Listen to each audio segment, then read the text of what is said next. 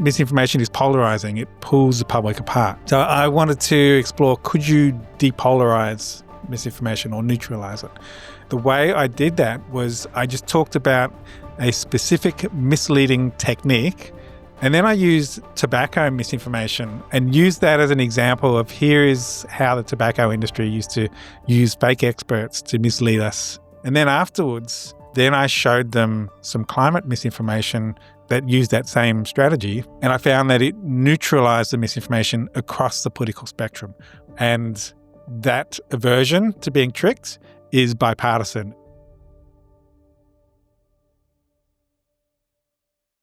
Today I'm joined by physicist and communications scientist John Cook to discuss how to recognize and counteract misinformation, and how to teach others to do the same for any issue. John Cook is a senior research fellow with the Melbourne Centre for Behaviour Change at the University of Melbourne in Australia. He researches how to use critical thinking to counter misinformation for all types of polarizing issues. In 2007, he founded Skeptical Science, which is one of the most reputable sources for explaining the science behind global heating. Additionally, he created a game called Cranky, which, as we discuss in this episode, combines critical thinking, cartoons, and gamification to help people recognize and understand misinformation. In this conversation, John and I walk through how to debunk some of the most common claims arguing against human-caused global heating. More importantly, John breaks down the underlying logic and critical thinking that can be used to correct any misinformation across any subject. My hope is that after watching, you can apply this approach to any current issue or topic you view to be the most important in your own life at the moment. Additionally, if you're enjoying this podcast, I invite you to subscribe to our Substack newsletter, where you can read more of the system science underpinning the human predicament, where my team and I share increasingly quite a lot of written and video content related to the Great Simplification. You can find the link to subscribe in the show description. With that, please welcome John Cook. John Cook, great to see you. Welcome to the Great Simplification. Thanks, Nate. Great to talk to you. So you have been researching and educating on science communication for almost 20 years, including through the creation of climate education websites Skeptical Science, which I know when I was getting my PhD back in the day, I used that, and recently Cranky. As such, given we are now in a moment of escalating challenges with communication across many contentious topics in the world, I invited you today to unpack your methods for becoming aware of and combating miscommunication of all kinds.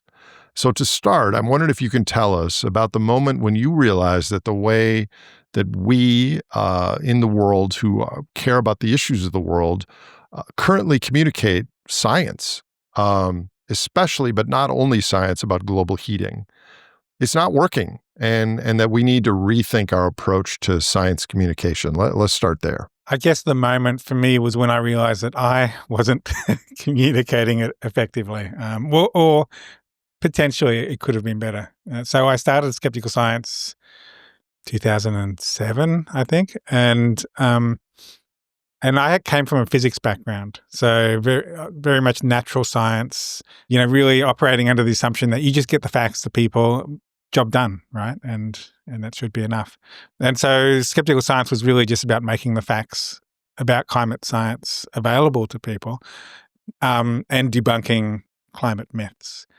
After several years of doing this, a cognitive scientist, a psychology researcher, sent me some research that found that if you debunked in the wrong way, you could make things worse. You cause a backfire effect where people read your debunking and end up believing the myth more than before they read your debunking.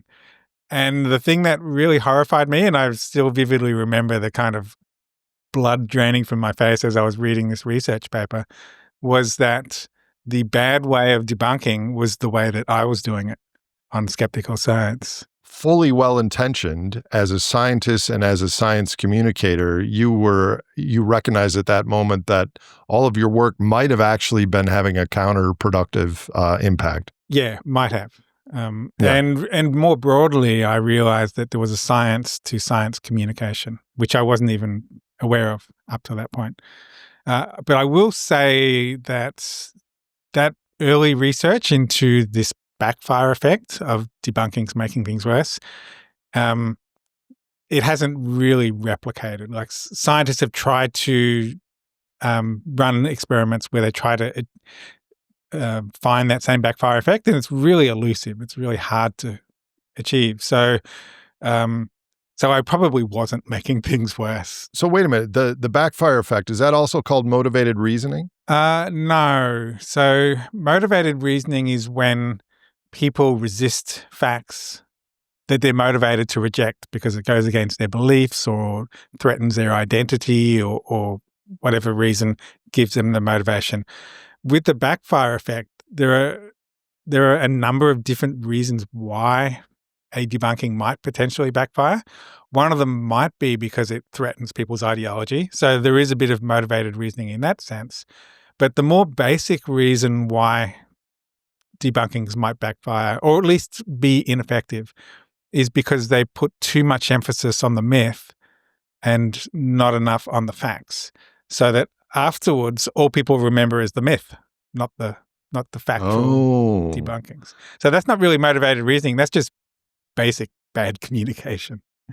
Yeah. So I think there's many people, especially in environmental circles, that still have this belief that the problems of the world are because of lack of enough accurate information and facts.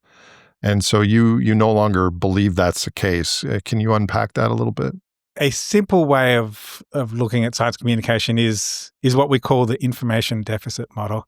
So it's the idea that the reason why there's controversy about climate change is because people just don't have all the information. So let's just pour that information into them, and hopefully that will solve the problem. Now, it turns out that that's a gross oversimplification, and just pouring or throwing a lot of information at people isn't the be all and end all. It's not going to solve the problem. But I will also say that you don't want to throw the baby out with the bathwater and go in the complete opposite direction and say that facts don't matter. Facts do matter. Education matters. Like, we still want to communicate the facts. We just have to recognize that they're necessary but insufficient. We also need to recognize that people are motivated reasoners, that we do look at facts or interpret them through our cultural lenses, our backgrounds, our biases.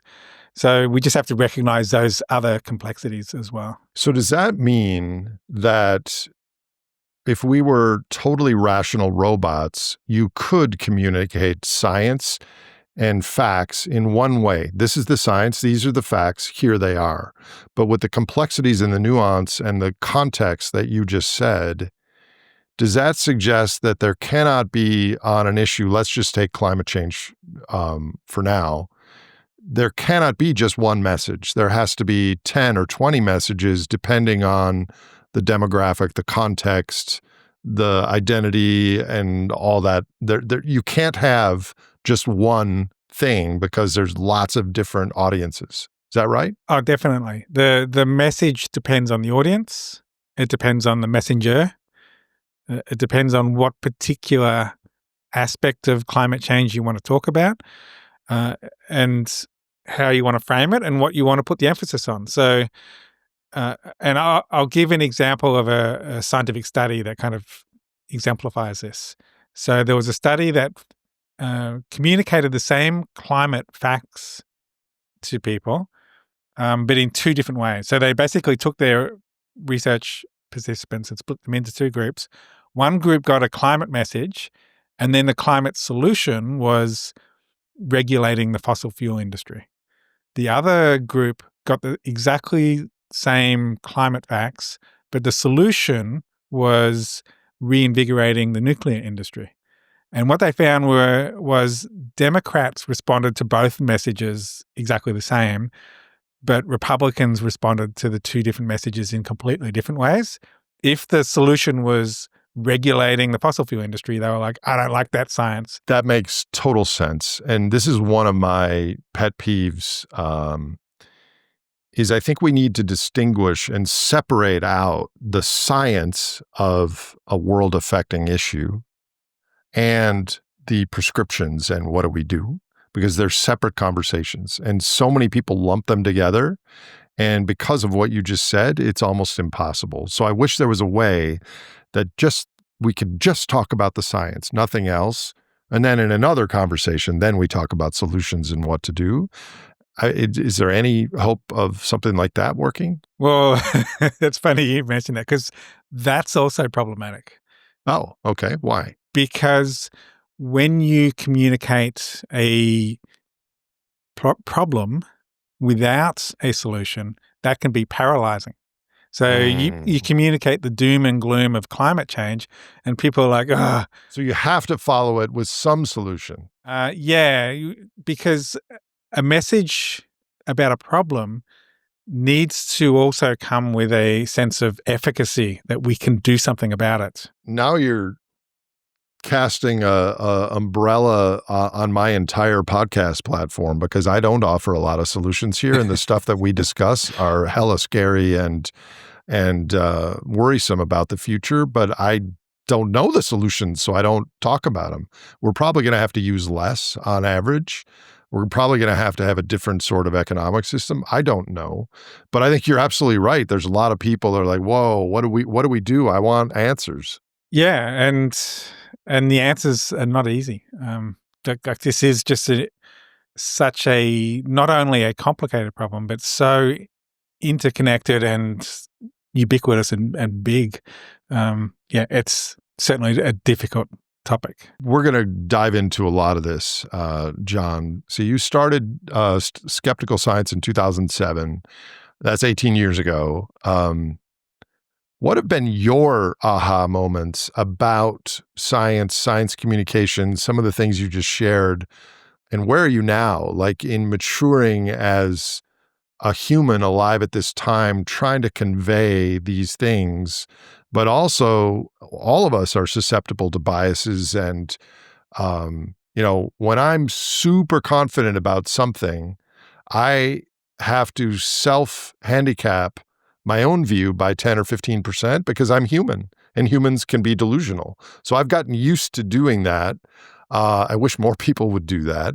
But what have you really learned? Like, how have you matured on your journey of all this? Over the course of my PhD, I think the thing that I learned was probably my PhD was really trying to answer the question, what are some ways that we can counter misinformation effectively?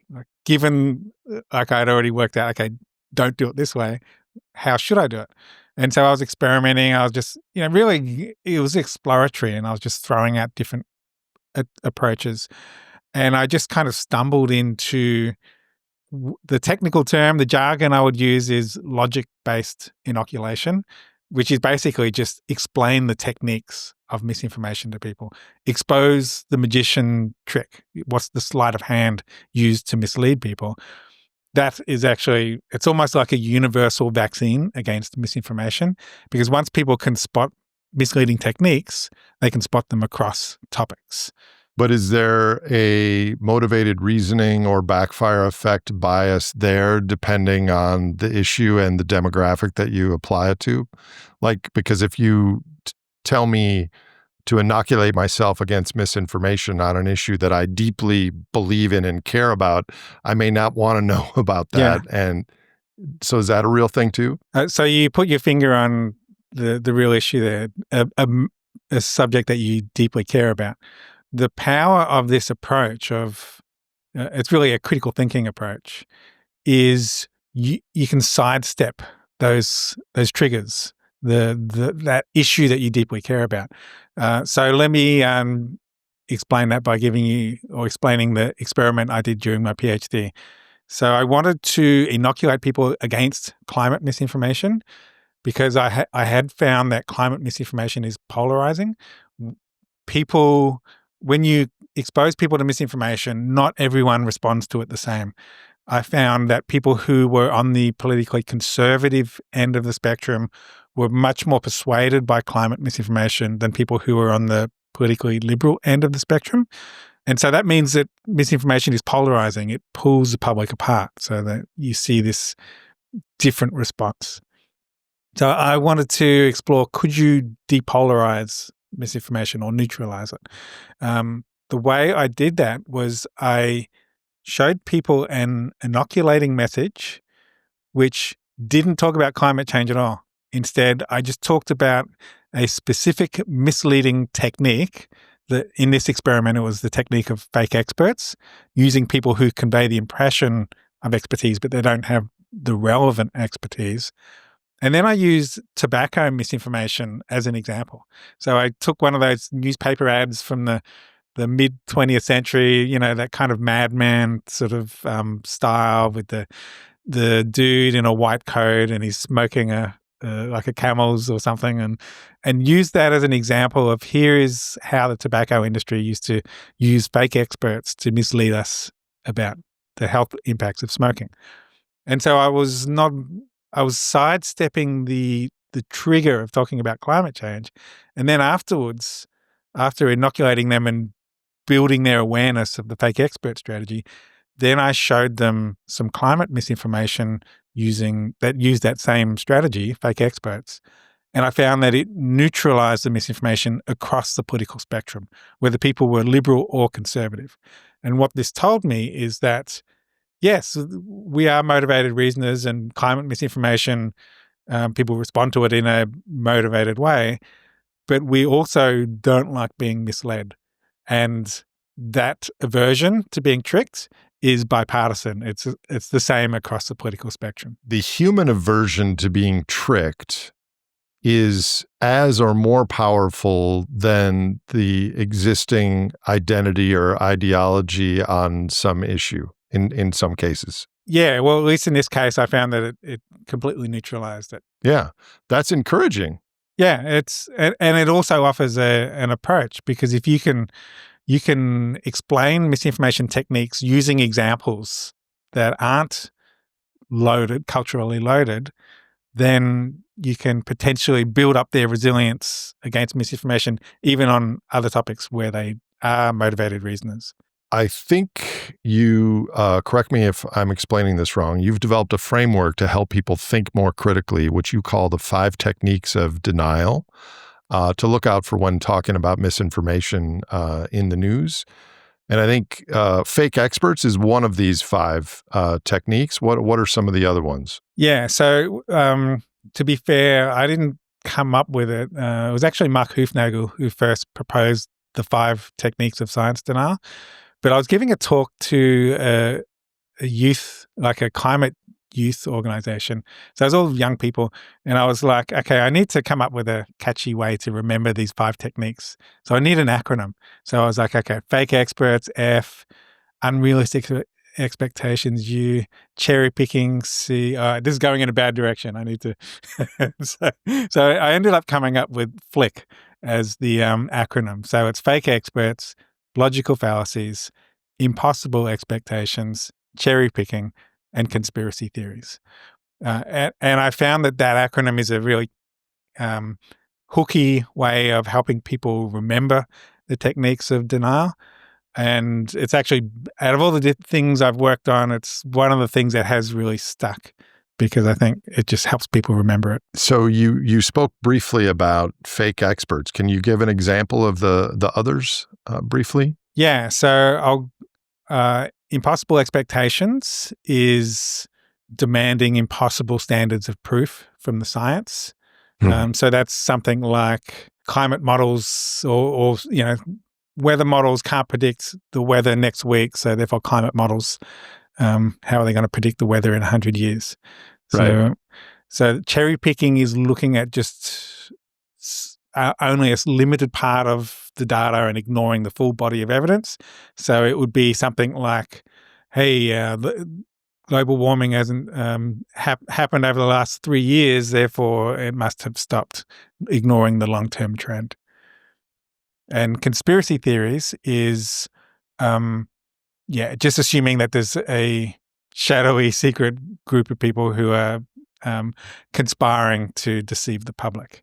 And then the last one is logical fallacies.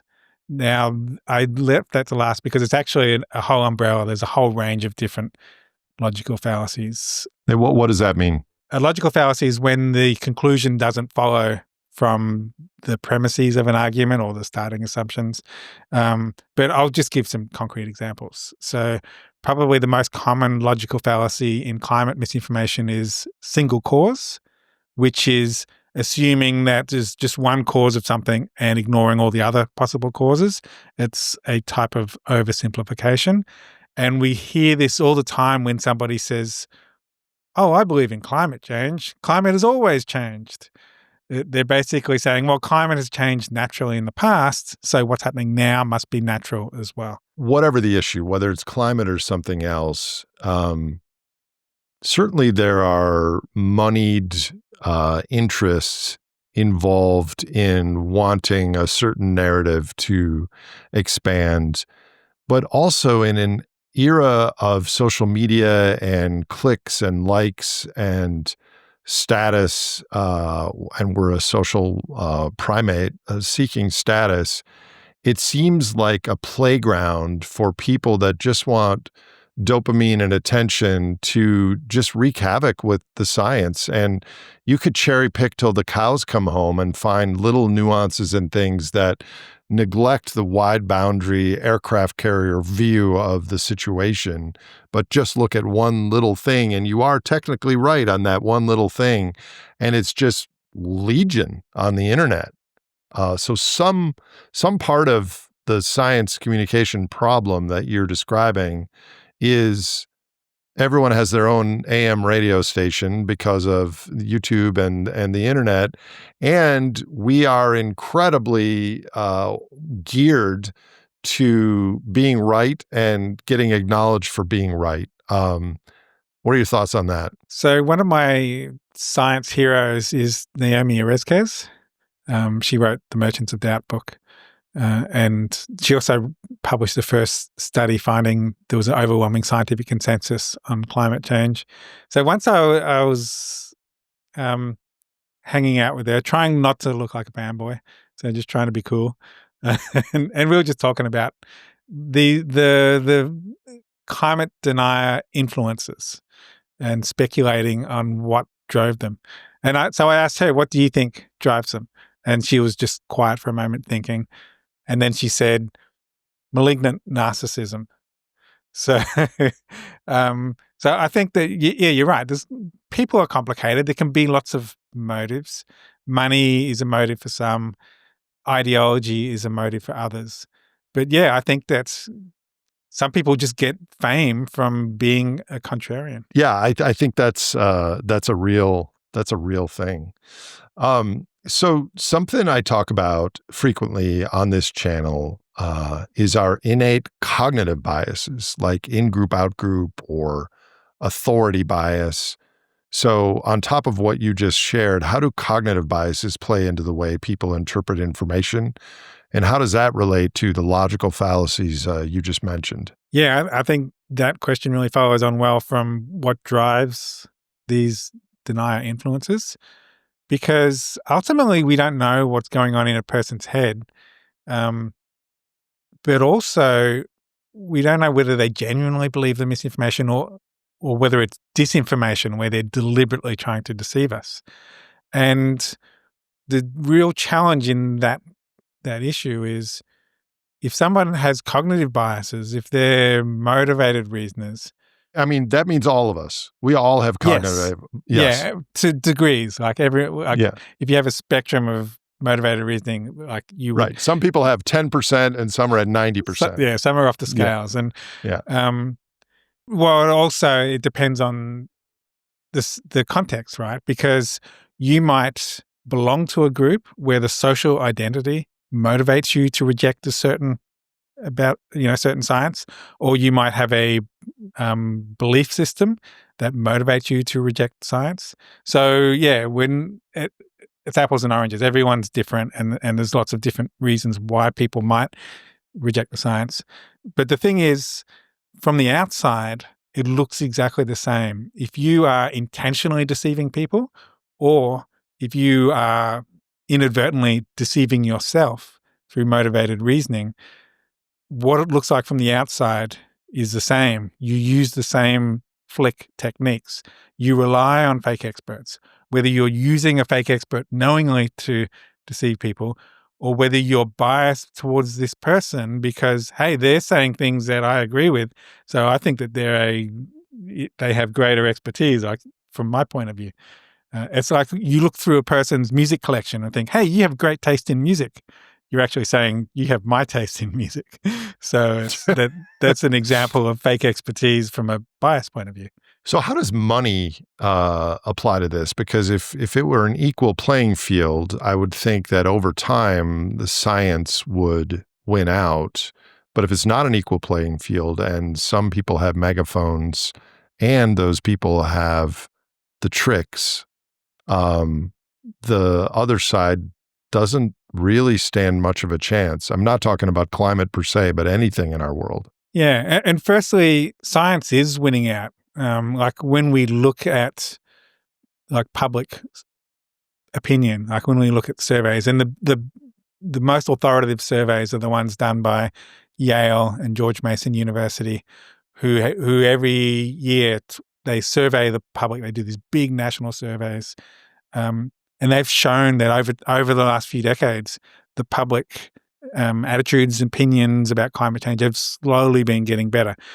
Problem is, and so science is gradually progressing and people are becoming more and more supportive of the science and supportive of climate action, but it's happening slower than we would like. And really, it's happening slower than we need in order to get climate action that the science is telling us we need.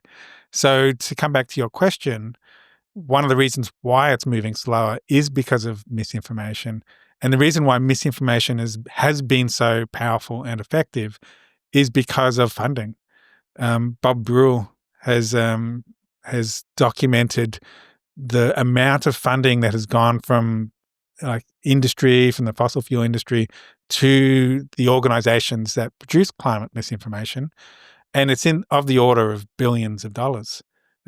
Arguably, climate misinformation has been the most well-funded misinformation campaign in human history. So I don't expect you to know the answer to this, but maybe you could speculate. Do you think the people that are funding what you just said, do you think they know that it's misinformation and they just want to do it because it's good for business and their own families and futures? Or do you think they truly believe in what they're saying? And I want to amplify this because the climate science is not true. Like they might think the same in their bodies and mind. They might think the same as you. I don't know. I'm asking you. I'd say there would be both. There would be both cases. Some people would knowingly be doing it. Others would be self-deceiving themselves, and never underestimate the human capacity to deceive themselves. Oh, I do not. I do not underestimate it. I forget that quote, if a person's paycheck depends on them believing something, I forget the exact words. We can again, motivated reasoning can help us believe these things. So again, it comes back to the point, we don't know what's going on inside a person's head, but we can see the actions that they take. And so that's why my work has focused on the techniques of misinformation rather than the motives, because you can see those techniques, spot them, and be resilient against being misled. Just out of curiosity, science is a new thing for our species. The Enlightenment was not that long ago. So knowing what you know, doing your PhD and spending almost 2 decades trying to understand this question, if we put you back 500 years into Europe, you would have been like a wizard to know these things. But we are such an advanced species with the power of gods, and now AI is here.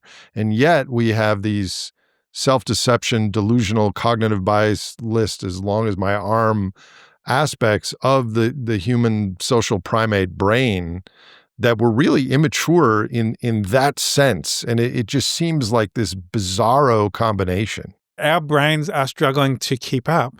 And then you have a problem like climate change, and our brains are really ill-equipped to just like even if misinformation didn't exist, even if there wasn't billions of dollars going to misinformation, and everyone was good faith trying to deal with this problem, it would still be really challenging because our brains are hardwired to deal with a predator jumping out of the bushes at us. It's not hardwired to deal with a global problem occurring over decades, caused by all of us. Yeah, you're exactly right. Our human predicament, human and more than human predicament, is complex, it's abstract, it's in the future. There are no easy answers. The famous people aren't talking about it. And it's not immediate in the sense that it's happening at this moment. So it's almost the perfect storm for us to ignore or deny. And you can't fault people for working hard and then coming home and looking at some videos and being misinformed when they didn't have the chance to have hundreds and hundreds or 1,000 hours of education on this like you and I did. It's a pickle. So I have a list, given that I've hosted this podcast for over 4 years now, of some of the most common arguments made by people who are skeptical of the reality and the critical relevance of our current trajectory of global heating. So if you would be willing, can you kind of walk us through how to deconstruct each of these one by one, a couple minutes each? So something you mentioned earlier, we hear a lot in the past, there were natural changes in Earth's climate. So current changes are natural, not human caused. What's everyone upset about? And the challenge too, like you mentioned deconstructing them, is these arguments are often, you articulated that argument then in a fairly logical way. Often it's a lot more concise and shorter. It's just, climate has always changed. It's just this very short, snappy talking point. But really what that argument is trying to say, if you deconstruct it and break it up into pieces, is climate has changed naturally in the past throughout Earth's history. Therefore, what's happening now must be natural as well.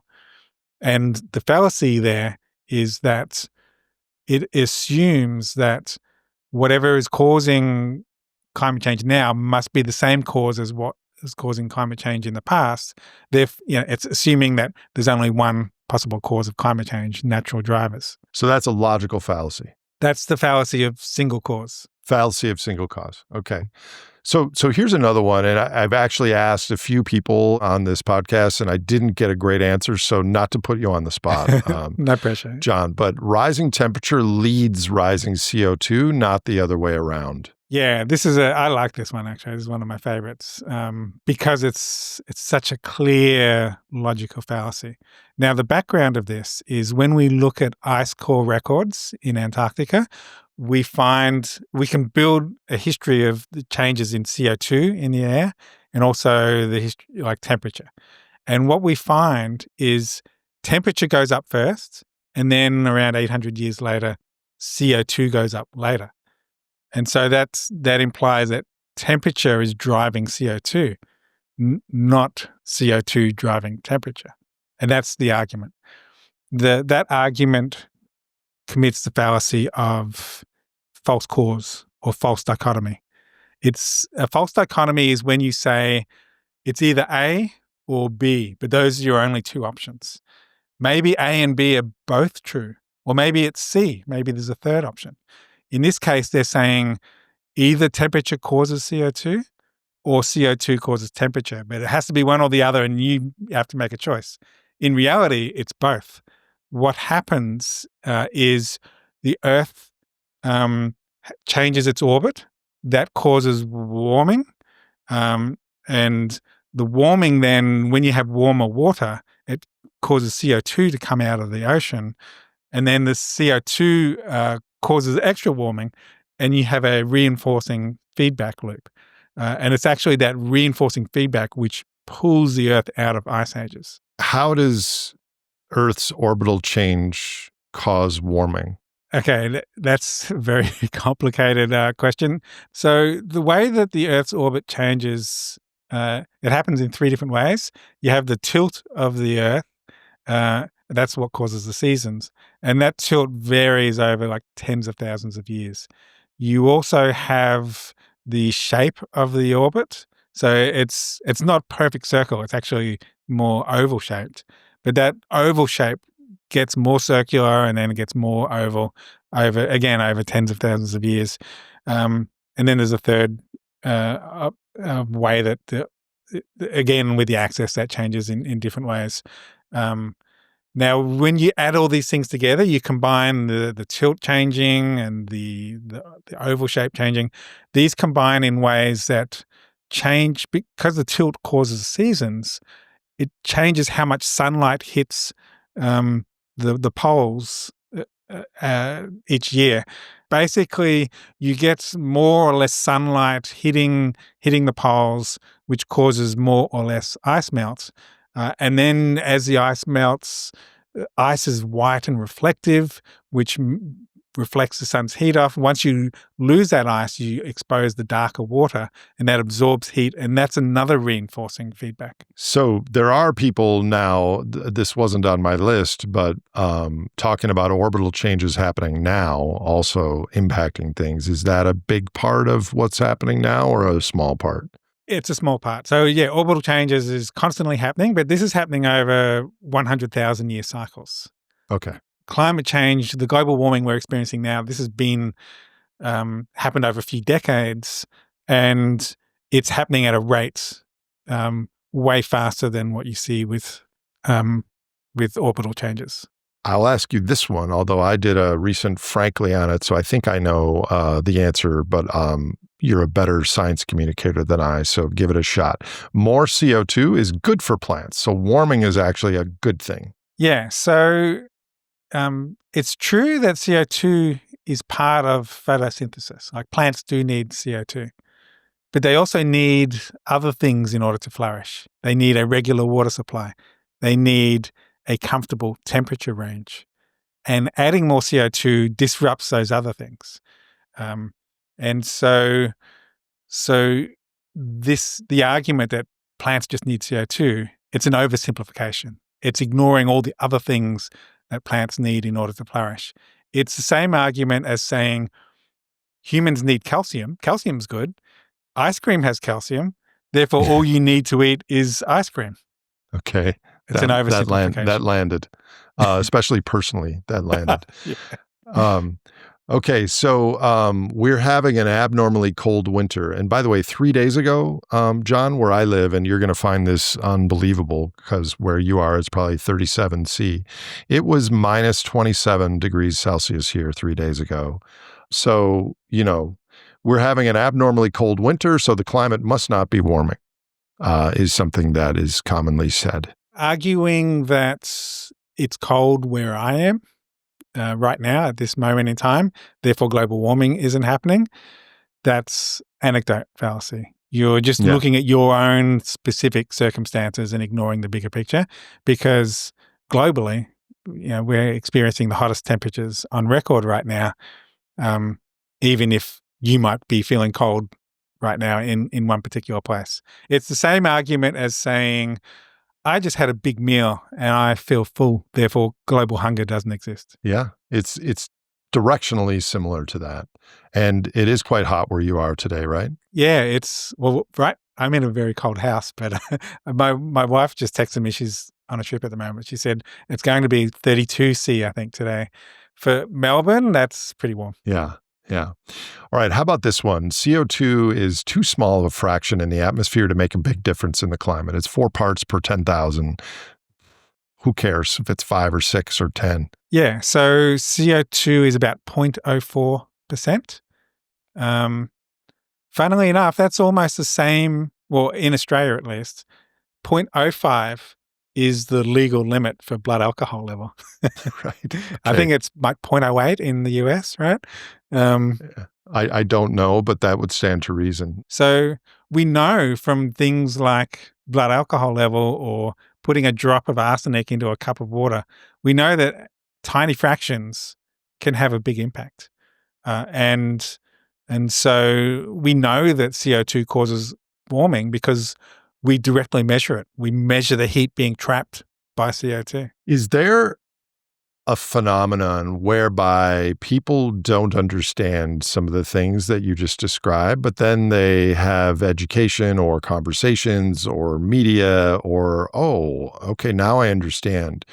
Is there a backsliding when they're in groups that don't agree with them, or once they understand something, it sticks, or do you not have enough evidence to weigh in on that? Certainly, factual communication that can fade over time. And I'll give you an example from my field, misinformation research. So like we design messages that try to inoculate people against misinformation, and we measure the impact it has. So we measure just before we've inoculated them and just after, and we find, oh, that's had a really positive effect. Then if we measure them 2 or 4 weeks later, we find that they have backslid. Like, not because of necessarily people or whatever, it's just our memories fade over time. Like, I know you started out as a climate educator, but you know, the stuff you've been sharing so far, do you ever just take a step back, John, and marvel at the human animal that you're trying to understand and influence? I mean, it's really we are just bizarre as a species, wonderful and amazing and creative and delusional and all the things. I mean, and because you said you haven't studied the evolution and all the anthropological evidence, but you do know how our brains work with respect to science, and it's really an amazing observation, don't you think? Yeah, I mean, humans are incredibly complicated, and the work I'm doing, like trying to undo misinformation in people's brains, it just seems to be getting more. The more I dig into it, the more complicated I get. It gets, and the closer I get to the finish line, the more the finish line gets moved further away from me. And yet we have to try, my friend. Well, we have no alternative but to try. But just to finish my answer to your question, so the effect of facts does fade, which requires booster shots. We need to, it's pushing the inoculation analogy. We find that you inoculate people, it's fading. You inoculate again, it fades. You inoculate again, it fades. But there was a really interesting study by some researchers at Cambridge. They found that after the 4th inoculation, it stuck. It stopped fading. In other words, the inoculation, the facts that they were communicating to people entered long-term memory. And so I had a conversation with the researcher who was doing this. So like, okay, well, how do we get people to, repeatedly like do these interventions, like our misinformation games? And he was like, oh. That's the big challenge for us. We can design our interventions in the lab and they work and we've got the answer. But then, like, even if you do crack that psychological problem, then there's the social problem. Like, how do you actually implement that at scale? Have you found any, let's stay on the topic of climate change, any misinformation the other way around? Like there's some information that is overly exaggerating the risk, or from the more liberal progressive side, have you applied these methods in that direction? Yeah, there have been, but it's unequal. Like the two aren't equivalent. It's a bit apples and oranges. So there are cases of exaggeration or distortions or oversimplifications of the science. Like a really fundamental one would be, and we use this in our misinformation game. Like you brought up, cold weather disproves global warming, which is an example of anecdote fallacy. And we use that example in our misinformation game. But we also use the example, hot weather proves global warming, which is also anecdote fallacy. It's exactly the same anecdote. Yeah. So you do get oversimplifications of that sort. I'll tell you an example. I watched the documentary Cowspiracy. I've heard of it. I haven't seen it. Yeah, it's a documentary about the animal agriculture industry. And there is a lot of problematic stuff about that industry. And it is a very carbon intensive industry. But the documentary just was, had just really misleading misinformation in it used to justify their arguments. So I Yeah. agree with their final argument that we need to reduce eating meat, but I just was really had a big problem with them using misinformation to justify that final conclusion. So you, in your work, you're able to spot that maybe easier than the average person? No, see, that's the thing. Like you can generally spot some fallacies. They have red flags. They have telltale patterns. Ad hominem attacks, like attacking people, or false dichotomies, these either or arguments. They're easy to spot. But some arguments you need to know the basic, like all the facts and the data that undergird that argument. And in this case, it was quite a complicated thing. You needed to really delve into the original study and the methodological flaws in that study. So it required content expertise in order to spot it. So my understanding is that you currently train educators how to teach critical thinking skills to high school and college students. So what have you found to be the main challenges for educators when trying to get young people to understand and use logical thinking? How I got into that was we developed a misinformation game called Cranky Uncle. And initially we just released it to the public and I just posted it on social media. And I found that the people who were using the game were the kind of people who followed me on social media and therefore already knew all that stuff. They knew Flick, they knew all the techniques. This was not the right audience for this intervention. It was kind of preaching to the choir. And so then we reached out to educators and we said, here is a tool, an interactive game. It's fun. It's got cartoons, but it also teaches critical thinking. And here are some different ways that you can use this game to teach critical thinking in your classrooms. And so that's where we saw that the game was then reaching the people who needed it. So, and not just that, it also solved one of those problems I mentioned before. How do you scale up and reach the audiences that need these kind of interventions? Through educators, you can just reach the general public, not just self-selected. So can you tell us a little bit about how that game Cranky Uncle works and how it actually helps people to overcome the psychological structure and social barriers that you outlined? Yeah, so the game is basically about inoculating people against the Flick techniques. So it basically just goes through all the different Flick techniques. Here is what fake experts look like. Here is what cherry picking looks like. But the way we do it is we try to make it funny by having a Cranky Uncle cartoon character. So he's your science denying Cranky Uncle. And I've never met a person who doesn't have somebody like that in their life, usually in their family. I have several. Yeah, me too. Most me people too. do, yeah. This ubiquitous concept that everyone resonated with, and it was using humor to explain Flick. But then the real power of games is we also added an interactive element where we would show people examples of misinformation, and they had to spot the Flick technique in it through like a quiz. And if they got it right, then they earn points. We called it cranky points. And as they earn cranky points, once they level up, Cranky Uncle also leveled up and his mood got a little bit crankier. So he starts off agreeable, then he becomes peevish, then he becomes huffy.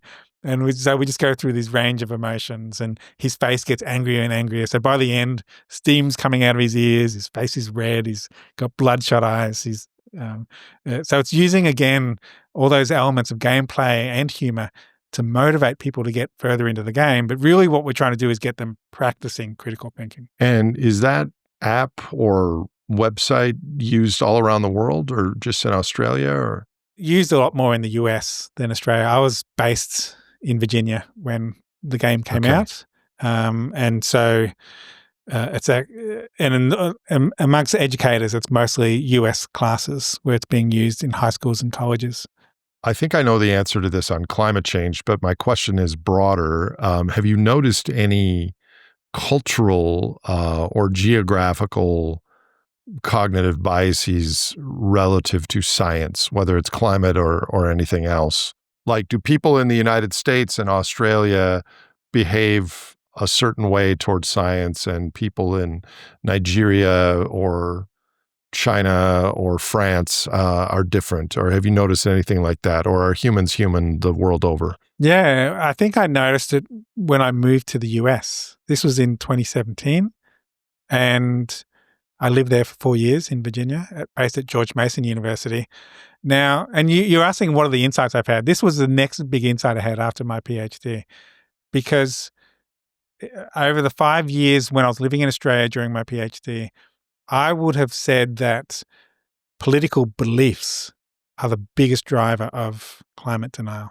But once I moved to the US, I realized that even bigger than political beliefs was um, social identity was an even bigger driver. Now, the difference between the two is your political social identity is what social group do you identify with? I'm Democrat, Republican, Independent, as opposed to what are your beliefs? I believe in small government, or I believe in deregulation, that kind of thing. Now, there's a big overlap. If there's a Venn diagram, those two circles are overlapping a lot. But which one was stronger? Social identity is the much stronger one. And I realized it was actually, I think,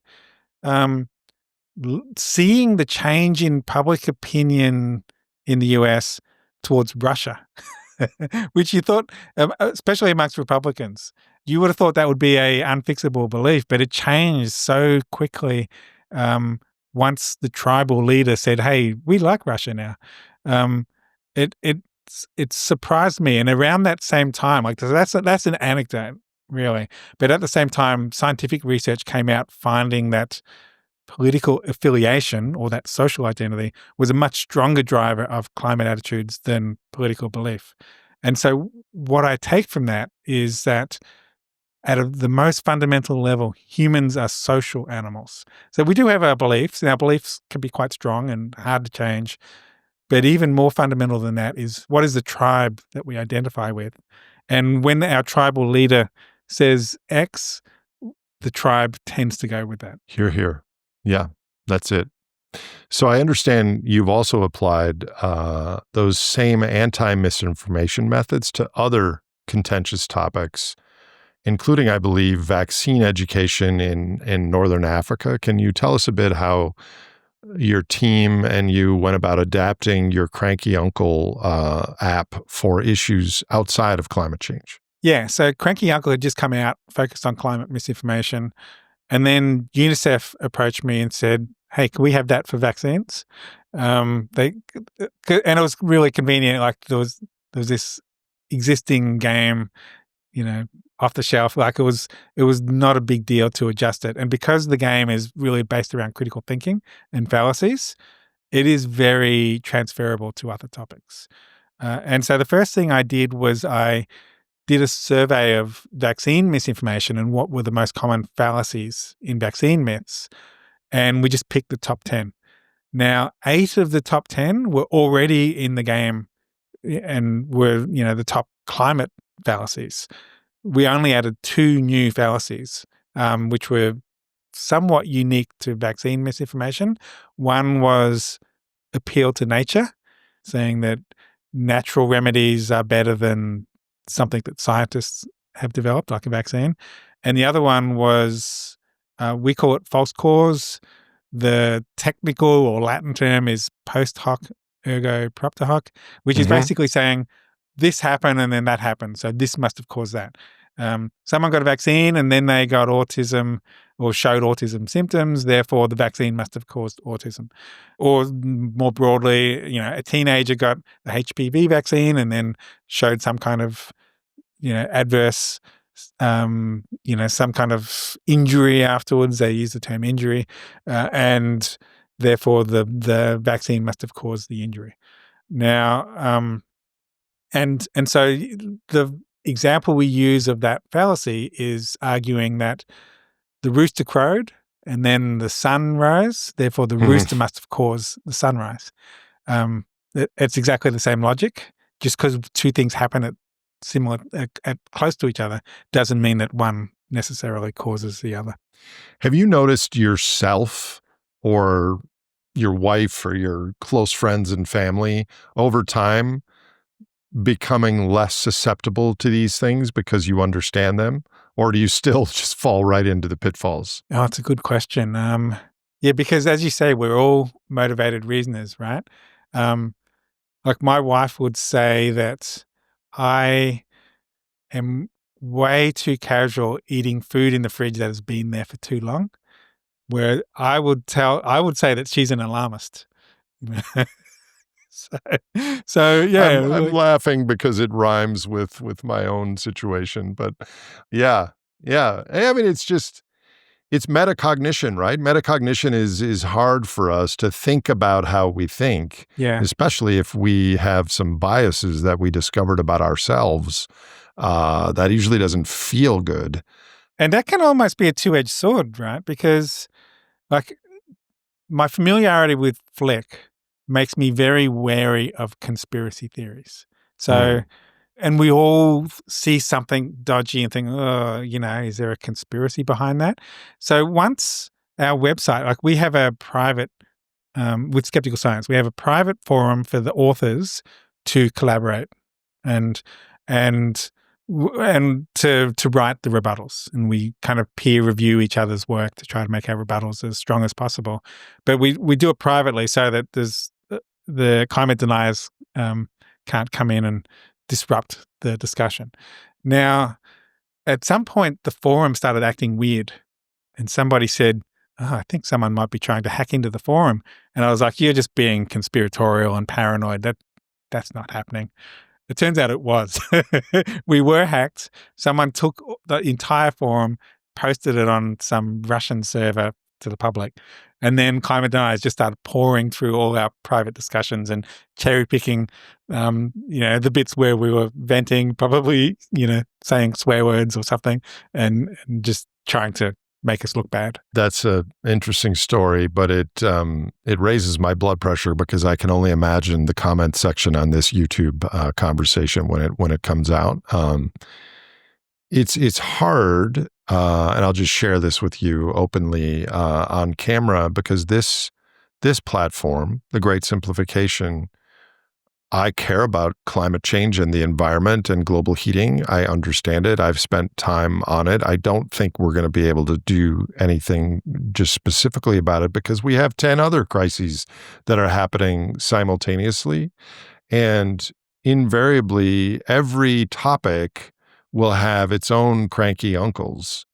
And therefore, if you deal with 10 or 12 interrelated topics, there will always be a cranky uncle or aunt. And it's very difficult to consistently stay tethered to the science or the best science that we know on a systems ecology, complex, nuanced story of humanity and the biosphere. And yet we must try, but I think you can probably empathize with the level of difficulty. Yeah. And we'll always have those cranky uncles. Like I mentioned the Yale surveys where they find that the public opinion is improving, but there's always been this stubborn 10% of cranky uncles, really, who are dismissive of climate science, and that just hasn't shifted over a decade. Yeah. I recognize that they will always have that stubborn minority, but do we need to change them in order to get progress? We don't. I think that it's not about getting 100% agreement on climate action. It's about activating the people who care. But what you said earlier rings true, that it's the in-group, out-group, and that we value our social identities more than our political beliefs per se. So if all of a sudden the world is in a depression and times are really tough, the tribe or the in-group that's going to talk about ways forward is probably not going to be the climate group, because that's going to add even more economic constraints on our choices. So I don't know what the answer is there, but I could argue that the 10% cranky uncles on that topic will actually increase in an economically constrained future, if that made sense? Well, hopefully, I think the answer is that those who do want climate progress, they just have to step up. Like we need to activate the people who care about climate change. Like this is my great simplification, right? Even though the public are very complicated, I kind of simplify it into three main groups. There's the convinced, there's the undecided, and then there's the dismissive. The 10% dismissive. Now, the convinced are more than half. There's something like 58, 60% of the public. This is talking about US public.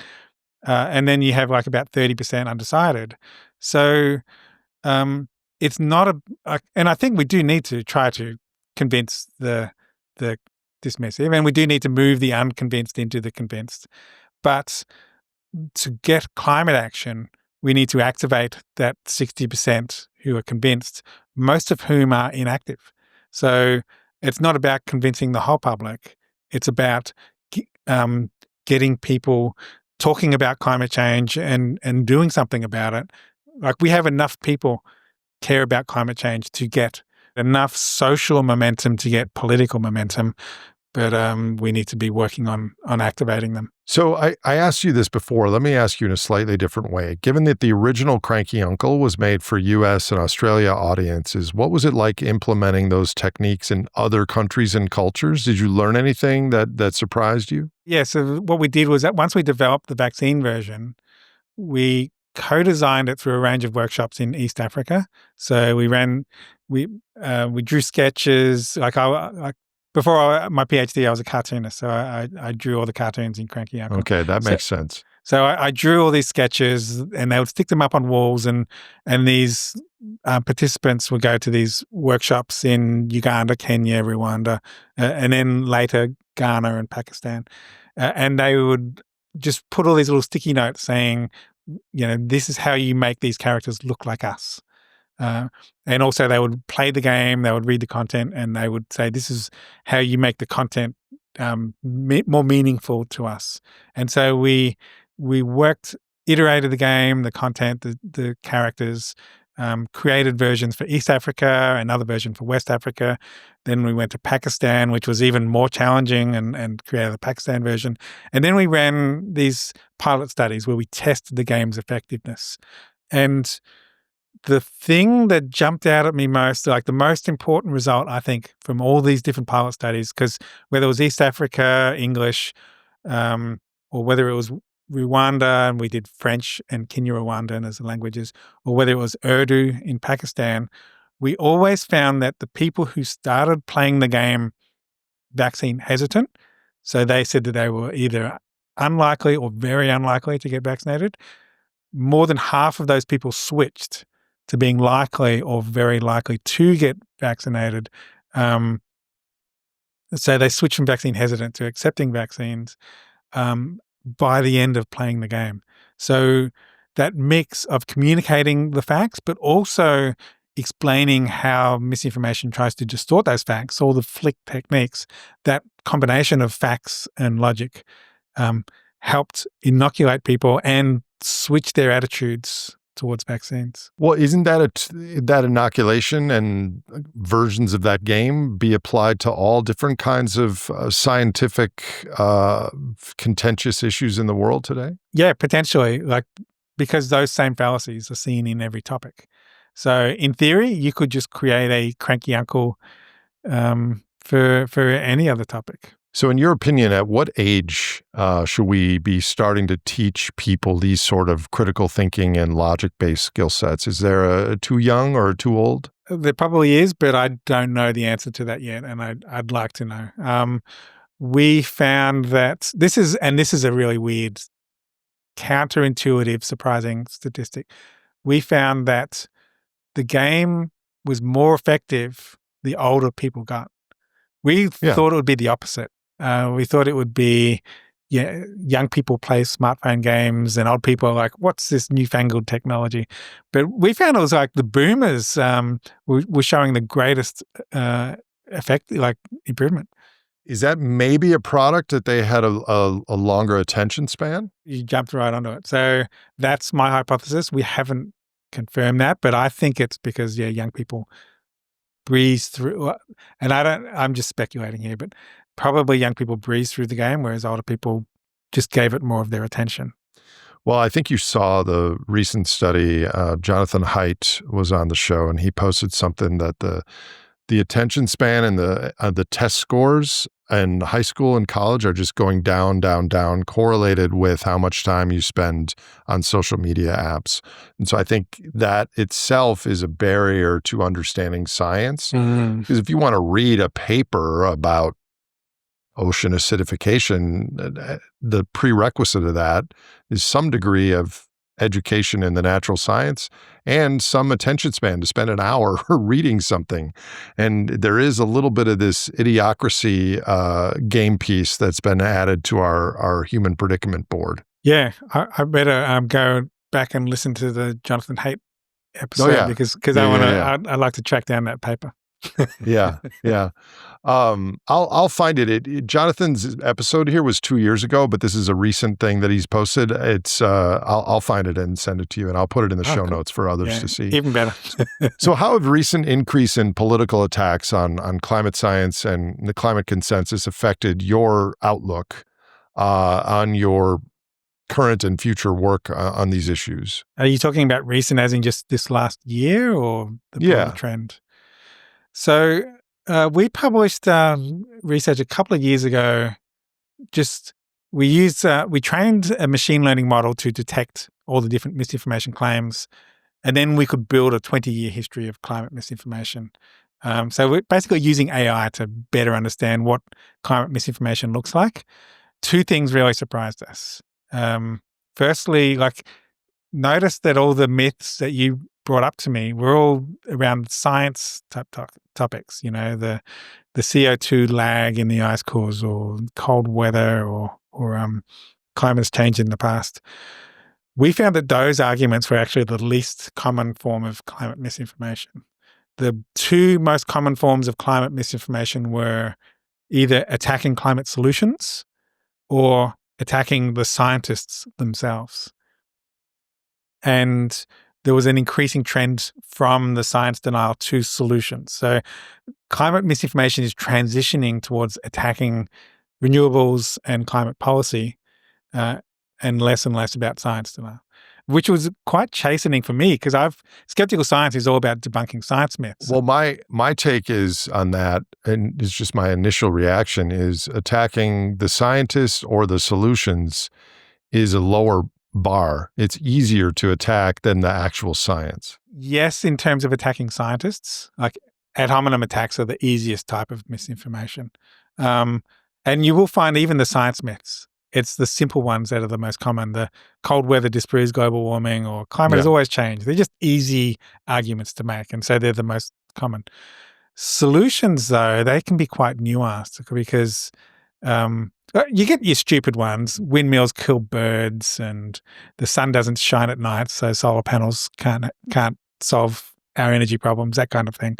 But often climate policy is quite intricate, and so it's a more difficult terrain for a fact checker like myself to deal with misinformation around solutions. So you personally, John, have to have somewhat of a thick skin, or just an unerring North Star moral compass to continue to fight this Sisyphean battle for almost 2 decades. Because this is hard stuff. You're not like making widgets or just testing drinking water sort of science. For me, it peaked around 2013. So at that time, this was in the middle of my PhD, we published a paper finding 97% scientific consensus on climate change.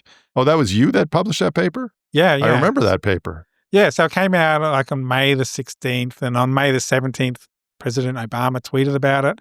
And I came into work that day, and someone's looking at the Obama tweet said, "You realize your career has just peaked, don't you?" Australians can be quite blunt, but that was the most gentlest, because the Obama tweet led to this wave of positive attention, and very closely followed behind it very, very negative attention. How does that 12 years later stand, that 97% figure? And maybe just give me a little context of that. Well, firstly, we were not the first study to find 97% consensus. There were two previous studies that had also found 97% consensus. Since then, as a couple of studies have found that actually it's getting closer to 98, 99. It's getting stronger, as you would expect. And in fact, even our own study, it was 97% averaged over 20 years. By the end of that 20-year period, it was actually closer to 98%. So, and the consensus is just getting stronger and stronger, and it's being replicated in multiple studies. So it's such a non-controversial figure that, or conclusion that there's overwhelming consensus. So does it bother you when a very persuasive website or article or famous person or congressman or senator or president critiques your work or work linked to it? Or do you have a thick skin and you know you're with the other 98%, so it's just part of our distribution of humans on the planet and it doesn't bother you? Oh, I wouldn't say it doesn't bother me, particularly back then in 2013 when it was at its most virulent. The lowest period, though, was not when they were attacking me like publicly. They actually then started coming at me through my university, strategically like attacking, like, or trying to influence the university leadership to try to either get me fired or censured or something. And like Michael Mann talks about this he's a climate scientist in one of his books. He calls it the Serengeti strategy, which is when like lions will try to separate one member of the herd away from the rest of the herd. When the herd's together, they protect each other. But if you can just separate one wildebeest, then the lions can take it down. And really, that's what they were trying to do, trying to isolate me from my own community. That resonates. So in respect to your Jack Russell, who I know is on the ground next to you wanting to go for a hike. His eyes are shut right now. His eyes are shut. This is the most docile he's been. Like, usually, as soon as I start a meeting, he'll just start yapping at whatever's happened out the front window. But you're like, I don't know, maybe it's you and your Jack Russell energy or something, but he's been very well behaved. Well, I have a Jack Russell Dotson mix, and the mix is important. Boy, if I could find another one of those, he's a special dog, Frank. Let me ask you some closing questions I ask all my guests. Do you have advice, personal advice, John, to listeners, viewers of this program at a time of global upheaval and anxiety, people worried about the economy and the environment and climate, what some would call the polycrisis? What personal advice do you have? I do have some hopeful, positive advice, which I hope does mitigate some of all the depressing stuff we've talked about. My advice to people is pretty simple. If you want to do something about climate change, if you want to contribute to this problem, just start by opening your mouth and talking about it to people. You don't have to be an expert in climate change. You don't have to know all the flick fallacies. You just have to send that social signal that you care about the issue, because we're social animals and that signal matters. And bring what you have to the table. We're all unique. We all have different interests, skills, passions, and backgrounds that combine in a way that is unique to you. Bring that uniqueness to the table, and that can make an impactful contribution. Like I'm a bit of an odd duck in the academic community. I had a cartooning background, then I did psychology PhD, and now I work with a whole range of people, game developers, philosophers, critical thinkers, and so on. And it's that weird combination of different things that led to Cranky Uncle, which couldn't have existed without all that weird, unique stuff. We're all unique. We all have these different things we can bring, and that can all contribute. Do you teach or just do research and this sort of work? Or do you also have classes? I mostly do research. I do some teaching. In fact, just this last semester, I taught a class where it was like teaching psychology students how to go from come up with an idea, design an experiment, collect the data, analyze it, right from beginning to end. And that was really exciting and rewarding. And what sort of advice do you have to people in their teens and 20s who become aware of all these things? Well, I mean, a similar thing, I think. Like, do get yourself informed. Do inoculate yourself against the misinformation, but mostly just get out there and start talking about it to people. Even start with family, friends, and And your go from cranky there. uncle. Yeah, well, and when you talk to your cranky uncle, recognize that you're probably not going to change his mind, but the conversation matters because other people might be listening to it too. And so my version of that is I will give public talks, and there will inevitably be a cranky uncle in the audience who will then stand up at Q&A and say, what about the cold weather? What about the ice core record, etc.? And I will answer him. And I recognize that I'm probably not going to change his mind, but everyone else is listening to that conversation, and it's an opportunity for me to inoculate everyone else who's listening. And that actually gives me kind of I get less frustrated because I'm not banging my head against a brick wall. Why won't you change your mind? I recognize I probably won't, but I have a different goal to that. That's actually interesting. What do you care most about in the world, John? My family, I guess. It's I know that the world is heading in dangerous directions. So I do want to create a safer world for them. And unfortunately, I think it's going in the other direction. It's becoming less safe. So it's also about looking after my family. And in the world that you just mentioned, what are you most concerned about and most hopeful about kind of in the next decade in our world? I'm really concerned about the backslide of democracy. I took democracy for granted until really about just the last decade and realized that it was a much more fragile thing. I'm worried that with the backslide of democracy also comes attacks on science. So it's not just the kind of attacks, the misinformation that I study, it's actual overt taking down of scientific institutions, taking away measurement of, like stopping measurement of what's happening to our climate, that kind of thing. Like actually deleting the data and defunding science. So that concerns me. I guess the thing that gives me hope is that because it's such a big issue, like it seems hopeless, right? But there is an analog for this situation, and that's the abolition of slavery. An institution which at the time seemed like it was impossible to shift. The economies were based on it.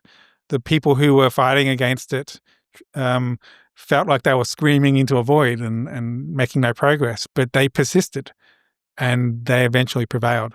And the way that they did it was through building social momentum. So I think that, again, by opening our mouths and talking about it, we build social momentum. That's the only way that you can really tackle these big societal level problems. And that's why I'm continuing this podcast after 4 years.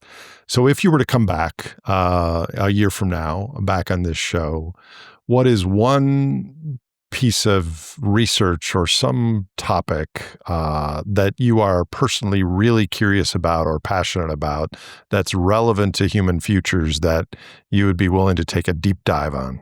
Yeah, the thing that we haven't even talked about yet, but I'm intensely interested in at the moment is the potential of fiction. So, because I'm about nonfiction science communication, and we need it; it's crucial. But also, there's surprisingly little research into the impact of fiction.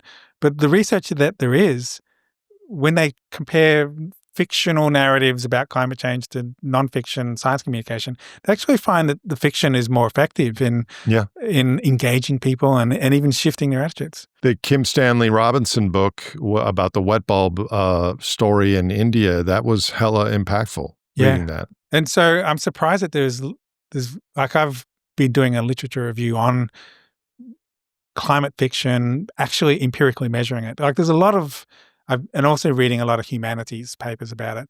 The humanities have a lot of opinions, but not many people are measuring the impact. But the little there is some really teasing, like tantalizingly interesting results. So we're actually designing an experiment now where we're testing several genres of fiction against nonfiction to see the impact. And the thing that isn't studied at all is testing not just climate fiction but different genres, because I think that if you want to really impact the public at a societal level, like literary fiction is important. It's great, but it doesn't really go mainstream. I think genre fiction or popular fiction is the way to actually go viral, basically, go mainstream. And so we're testing different genres. Said differently, we do need the scientists like yourself and the architects and the engineers, but I think we need the storytellers and the artists almost first, and then we get the hard science people involved. I happen to connect with a few climate fiction writers who are also academics, but they publish novels and short stories. So we're working on an experiment now where we're developing different narratives. Awesome. Well, let's follow up on that.